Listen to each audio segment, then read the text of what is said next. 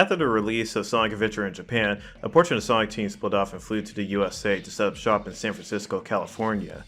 Once set up, they worked on the localization of Sonic Adventure for the Western audience, along with polishing up the game for international release in Japan.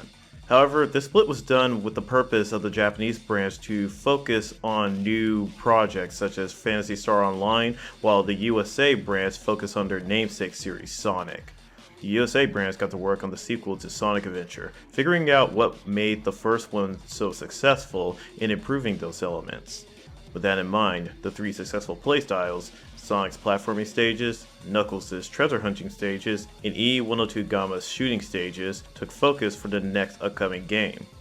This also meant that the playstyles of Tails, Amy, and Big the Cat were ultimately dropped. Another focus of the development for the next game was the plot for the game, as the team wanted to expand on the narrative power-up of the first game. One concept that Takashi Iizuka pitched early on was the introduction of a Dark Sonic, to contrast Sonic the Hedgehog.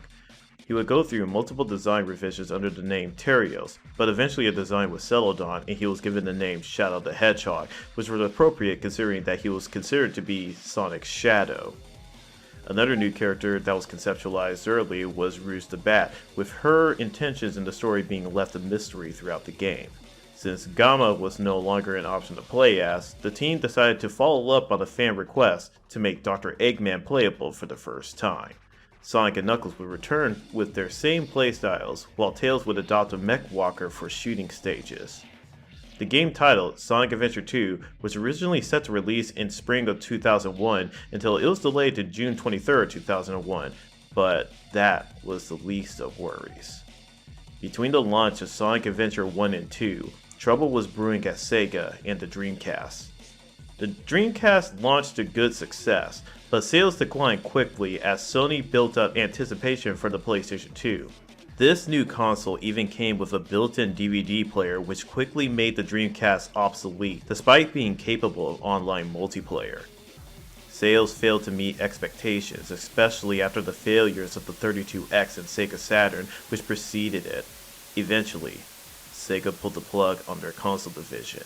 It discontinued the Sega Dreamcast on March 31st, 2001. From that point forward, Sega would transition to becoming a third-party developer and release games on other platforms.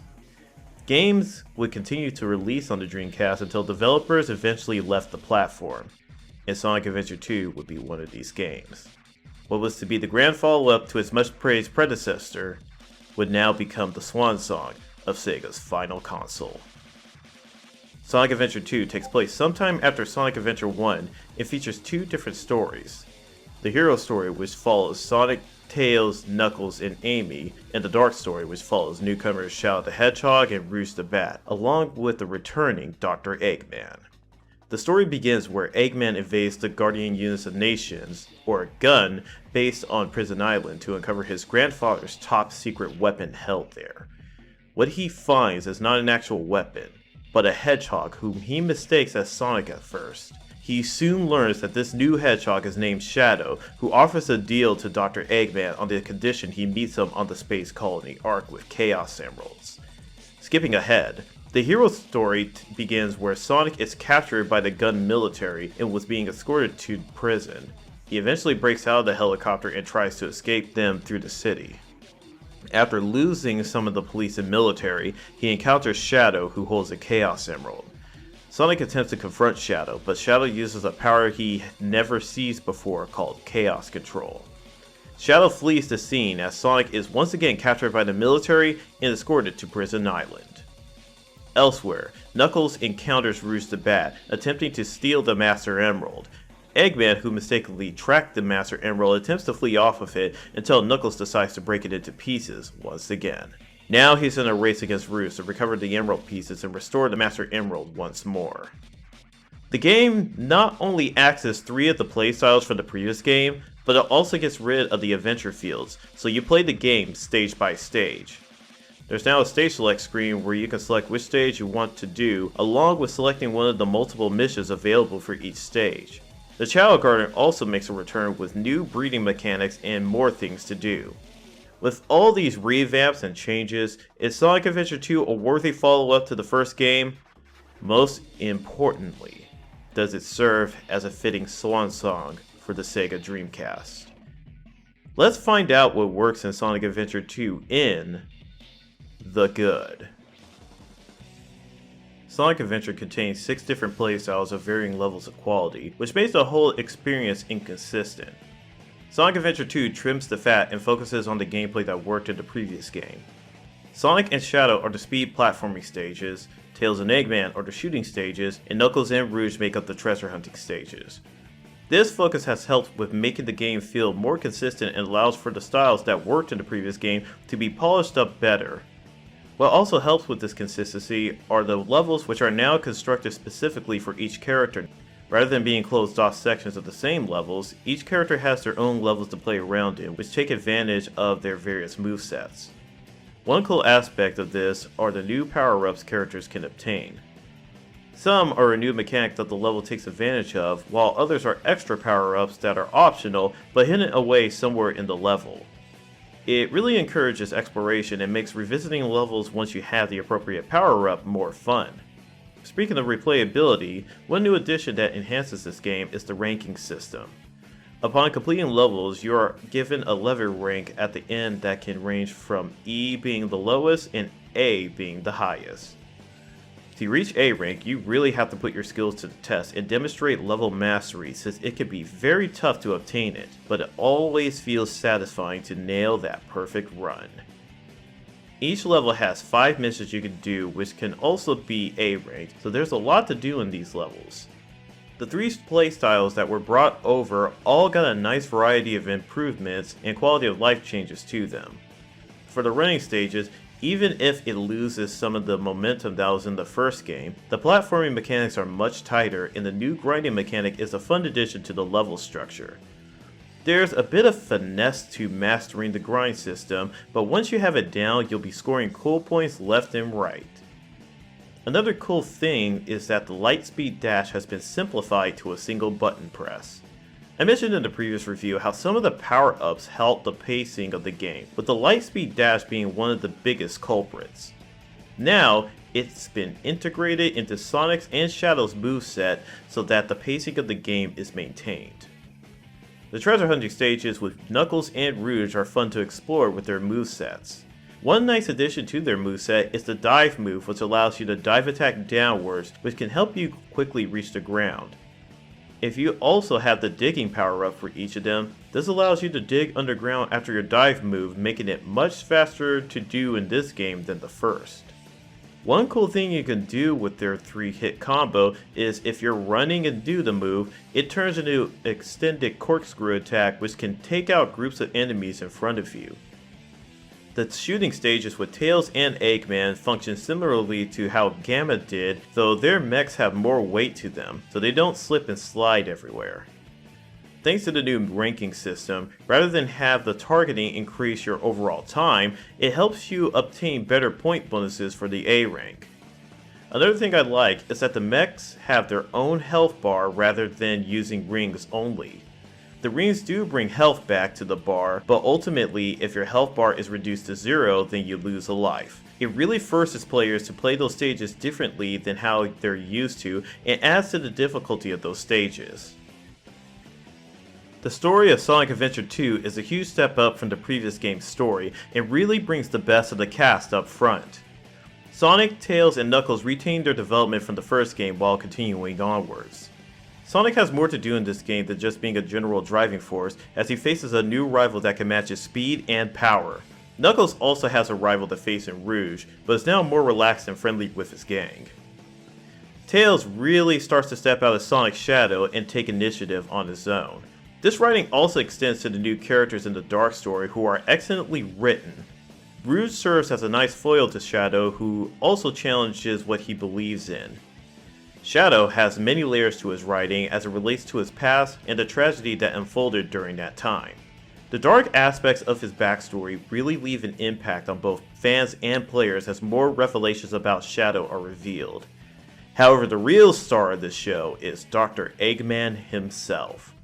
He has always been a threat to Sonic, but this time around he raises the stakes to some of the series' highest points, and following him during the Dark Story really allows you to see his mastery unfold. Even though Amy doesn't get much screen time, all the characters get their opportunity to shine with no one feeling wasted in the story. Another aspect that helps with the storytelling is the cutscenes, which no longer use pre-baked animations for the characters. Now all the characters are fully animated, which really gives you a sense of their personality through their body language. The story, thankfully, is also easier to follow as there's only 2 different story paths, with the third and final story being unlocked after completion of the Hero in Dark stories. Speaking of unlockables, there are plenty of things to unlock in this game. Finishing the stories unlock different boss rush modes, completing all the stages and missions for characters will unlock their alternative costumes for multiplayer, and if you get all 180 emblems, you are treated to a 3D recreation of Green Hill Zone, a nice reward for 100% completion for the 10th anniversary. Last but not least is the Child Garden. I didn't elaborate much on the Child Garden in Sonic Adventure 1 since even though it was an addicting side content, it was pretty half-baked. The Child Garden in Sonic Adventure 2 by comparison feels like a game within the main game. You still raise Child by giving them animals and newly added Chaos Drives to boost their stats. Depending on which stats you focused on, their evolution will follow that pathway. The evolutions have now expanded with the addition of the Hero and Dark Childs, where if you raise them with either the Hero or Dark characters, their alignment will lean towards that character's alignment. Once your Child evolves into a Hero and Dark Child, you unlock the Hero and Dark Gardens respectively. These gardens come with an additional Child egg and themed after a heavenly paradise or a spooky underworld respectively.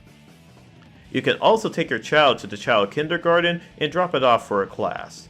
Who knows, you might see that Child put that new skill to use in the garden. There's also a doctor you could bring them to if they aren't feeling well in the principal's office who gives you advice on child raising. Then of course, there's the child races. It's been expanded into different tiers which you unlock as you progress through the racing cups. It has also seen a huge improvement where the speed boost mechanic is only for your Chow and none of the competing Chow. It also no longer operates on luck. Instead, it is based on your Chow's stamina which you raise by feeding it. That was such a nice quality of life improvement that was really needed for those wanting to win these races. Once you complete the beginner races, you'll unlock higher tier races which come with their own challenges and even rivals. This mode, along with the rest of the game, is an absolute joy to play, but not everything was polished to a mere sheen. So let's miss our jump and fall into the bad. Despite some of the improvements made, issues of sound balancing still remain with the BGMs overpowering the character dialogue in many instances. It's a good thing there are subtitles because I would not be able to understand half of what Eggman says in his cutscenes due to how loud the BGM gets. Another noticeable thing in cutscenes is the lip syncing being way off. It's understandable since the dialogue is recorded in lip sync to the Japanese audio before localization, but since the characters no longer use pre-baked mouth movement, it's more noticeable. A bigger issue with the character dialogue, however, is the timing. Very often, characters will either cut themselves off during cutscenes or interrupt other characters that are speaking during cutscenes. This leads to memorable, well, for the wrong reasons, moments such as this. Hey, that's... That blue hedgehog again, of all places. I found you, Faker. Faker? I think you're the fake hedgehog around here. You're comparing yourself to me? Huh? You're not even good enough to be I'll my make you eat those words. Even on the gameplay front, there are still issues with the 3 styles present in the game. The homing attack still has wonky targeting where it feels like it has a mind of its own at times when aiming for specific enemies. In worst cases, it will miss and cause you to fall to your death. The treasure hunting stages got nerfed in the radar department where it shows less colors based on your proximity to the emerald pieces. The game accessed the blue and pink colors for the radar, leaving only the green, yellow, and red colors for tracking. This makes things extra annoying when the treasure is underground in a specific location that you have to be precise on. 2 points of contention come from Rouge's security hall, where the time limit really highlights how frustratingly precise you have to be when digging, and Mad Space with its annoying gravity mechanics getting in the way of searching. I praised the movement of the mechs before, but this comes with the drawback of requiring more finesse to maneuver around with them. Until you get their respective jet booster power-ups, the mechs can get really annoying to platform with, especially if you're near bottomless pits. The targeting with their lasers feels imprecise since it takes a few rotations of your analog stick to fully target things around you, which can get annoying if you're going for A ranks. One large issue that's shared between all the characters is that all the action commands are mapped to a single button. Technically two that serve the same purpose. This can make trying to do certain actions annoying as you can perform the wrong one due to the action being dependent on what is near you. The worst is for Sonic's and Shadow stages as the Lightspeed Dash is mapped to this button, causing you to unintentionally activate it when you're trying to do something else like the somersault. Sonic gets the worst of it as it becomes possible to accidentally activate the bounce attack instead of the Lightspeed Dash, leading to falling off platforms and losing a life in most cases. Even though levels are more unique to each character, the same can't be said about the level environments as they get recycled a lot between characters. This is mostly a small nitpick, but it is interesting to see the similarities in level construction and assets between Knuckles' Pumpkin Hill and Shadow's Skyrail levels. Even with these unique levels, the game is much shorter than the previous game since it goes level by level and accesses the exploration elements outside of levels. Even with the trimming of the fat, there are still things in this game that lack polish. One of the most notable ones is the driving levels, and in turn, the kart racing minigame. The vehicle controls are awful with the turning and drifting mechanics being frustrating to use. Many times you'll be bumping into walls due to how the controls work, which becomes very frustrating during a couple of missions at these levels. Suffice to say, this mode won't be replacing Mario Kart anytime soon. The last thing I want to point out is the Child Garden. You still cannot see which stats you are raising and lowering when giving your child either animals or chaos drives, even when you bring them to the doctor. You can only view them when viewing the Child Adventure 2 minigame, which makes a return in this game. I wasn't able to replicate this with my time of playing, but due to how the child's stat system works in this game, your child could be walking but get sent back to the crawling stage if you give them animals that lower the running stat. Now, with all of that out of the way, let's blast off into space with the opinion. The game serves as Sonic's last hurrah on Sega consoles, and what a way to go out on. Sonic Adventure 2 feels far more polished and focused than its predecessor, and adds many elements to enhance its replayability. From the ranking system to the Child Garden, both players and Sonic fans will find a lot to enjoy in this game. The story is one of the most memorable in Sonic history even to this very day from the way it was written and acted. All the characters are in their prime, and despite some of the flaws with the cutscenes and sound, the story heightens the stakes very well and delivers on an emotional level up to the finale. If you're a Sonic fan, you owe it to yourself to play this game as it has a lot of fun elements that will keep you coming back for more. Now, once again, comes the issue of which version to play, and this time around it is not as easy as saying to get the PC version with an all-in-one mod, since that doesn't exist at this time of writing. It will have to come to personal preference as, thankfully, the task of porting this game to other consoles came much sooner than Adventure 1, since news about the Dreamcast broke to the developers early. Most people will experience this game through its re-release Sonic Adventure 2 Battle, which expands on the multiplayer features along with some quality of life changes such as the child now having viewable stats in-game. It even adds additional features to the garden with a new black market where you can buy rare Chow items, the new Chow Karate mode, and if you have the GameCube version, it features connectivity with the Chinese Chow Garden feature in the Sonic Advance titles. One point of irritation for this version comes from the dialogue overlap and timing being worse in this version, along with the lighting which got a massive hit on the PC version. Thankfully, there are workaround mods for the PC version, but they don't fix everything.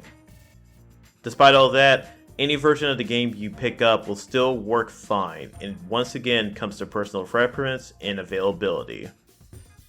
And now, it's time for my rating.